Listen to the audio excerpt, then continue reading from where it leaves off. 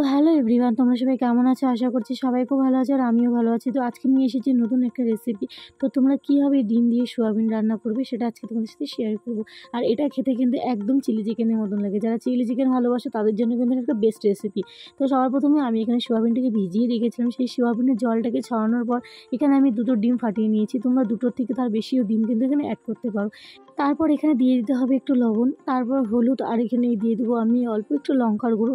এবার খুব ভালো করে কিন্তু সোয়াবিনটাকে আমি মেখে নেব, যাতে সমস্ত কিছু একভাবে ভালোভাবে মিক্স হয়ে যায় আর লবণটাও যাতে খুব ভালোভাবে সোয়াবিনের মধ্যে ঢুকে যায়।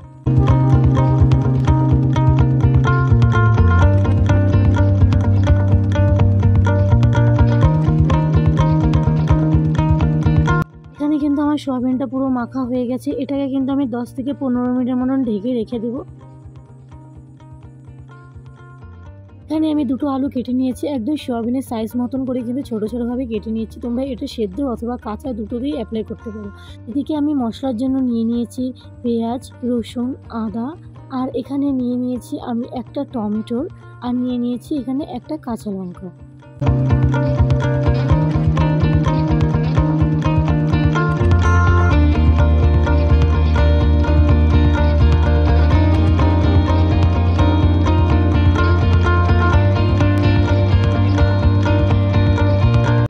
এদিকে কিন্তু আমি কড়াই বসিয়ে দিয়েছি, তেলটাও পুরো গরম হয়ে গেছে। যে সোয়াবিনগুলোকে আমি এখানে মেখে রেখেছিলাম সেই সোয়াবিনগুলো আমি এখানে দিয়ে কিন্তু খুব ভালোভাবে আস্তে আস্তে ভেজে নেব।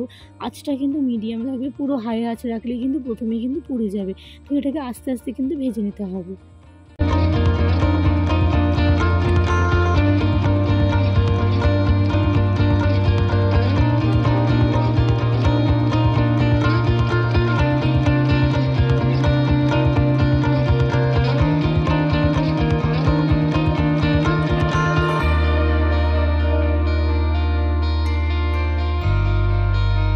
এদিকে আমার সোয়াবিনটা কিন্তু ভাজা হয়ে গেছে, আর এখানে আমি সোমবারের জন্য দিয়ে দিয়েছি দুটো তেজপাতা, গোটা জিরে, আর এখানে দিয়ে দিচ্ছি একটু কাটা পেঁয়াজ।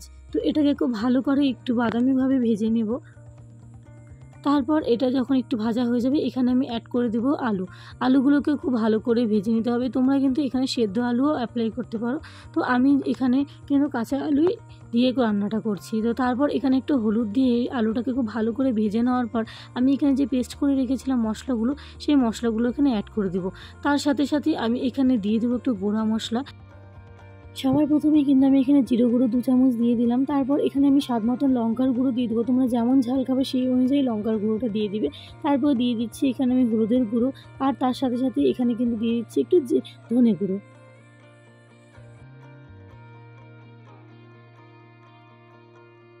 এখানে কিন্তু স্বাদ মতন লবণ আর হলো কয়েক দানা চিনি দিয়ে দিতে লাগবে, যেহেতু টমেটোটা আছে না, তরকারিটা খেতে কিন্তু টক লাগবে। সেই কারণে কিন্তু চিনি কষানোর সময় অবশ্যই দেওয়া উচিত, যাতে তরকারিটা খেতে যাতে টেস্টি হয় আর কালারটাও কিন্তু খুব সুন্দর আসে। আমি এখানে 2 থেকে 3 টুকরোর মতন ক্যাপসিকাম দিয়ে দিলাম, যাতে তরকারিটার টেস্ট আর একটু বেড়ে যায়। আর একটা আলাদাই কিন্তু ক্যাপসিকাম দিলে তরকারির মধ্যে স্মেল হয়, যেটা খুব ভালো লাগে। এখানে যে ভেজে রাখা সোয়াবিনগুলো ছিল সেগুলো দিয়েও কিন্তু আমি খুব ভালোভাবে আস্তে আস্তে কিন্তু এটাকে পুরো কষিয়ে নেব।